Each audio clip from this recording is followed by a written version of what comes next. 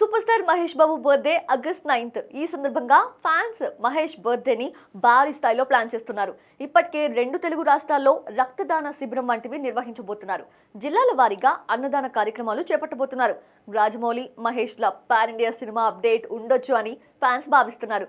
హీరోల బర్త్డే కానుకగా సినిమాల రీ రిలీజెస్ ట్రెండ్ మొదలుపెట్టింది మహేష్ ఫ్యాన్సే. గతేడాది పోకిరి సినిమాతో ఈ ట్రెండ్ స్టార్ట్ చేశారు. ఈ నేపథ్యంలో Gattamneni fans Mahesh super hit సినిమాలను వరల్డ్ వైడ్ గా రిలీజ్ చేయబోతున్నారు. మహేష్ నటించిన మురారి, ఒక్కడు చిత్రాలని 4K క్వాలిటీతో ప్రపంచవ్యాప్తంగా మరోసారి రిలీజ్ చేయబోతున్నారు.